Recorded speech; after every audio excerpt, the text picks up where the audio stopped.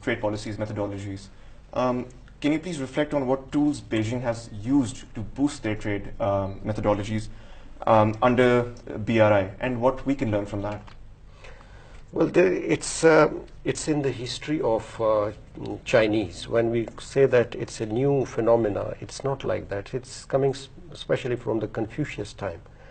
And then this term was coined by Hu Jintao in 2007, and that we call that community of shared destiny.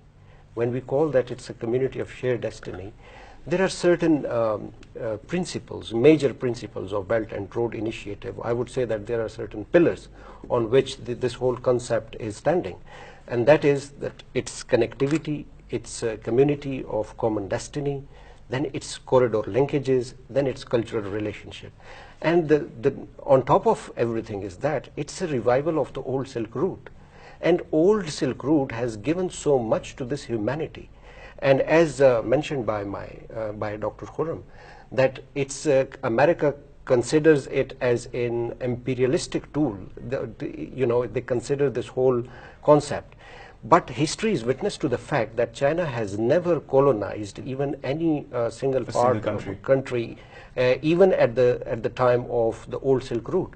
And I would quote an example which is quite pertinent and very apt in the sense that it has delivered to the whole world.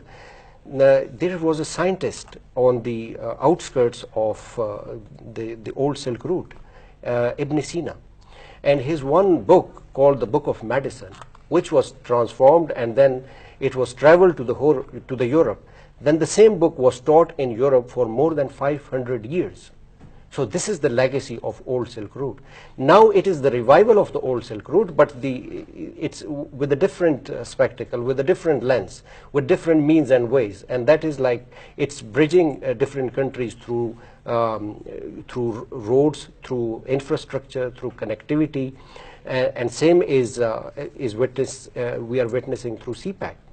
So it's not hard and fast rules, and it's not a big rocket science that how it has developed and became the second most major economy of the world.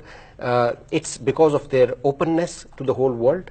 It's because of its participation in globalization, and now its principles of win-win cooperation for the different countries, win-win situation for all. Whether it's an economic accentuation, whether it's also reflected in the human capital, it's also reflected in the cultural relationships, people-to-people contact. So it's not about connectivity alone. It's when we say that it's a whole concept, it is going to transform, and it is for the whole humanity with all its manifestation, be it economic progress, be it political stability in the countries. Although I would like to mention here that for this gigantic concept, it may be there may be some challenges, because since it is going to it's spreading in different parts of the world. So when we say that different political and economic policies are already prevailing there, so how BRI become a champion and meet all these challenges would be a challenge. But so far so good.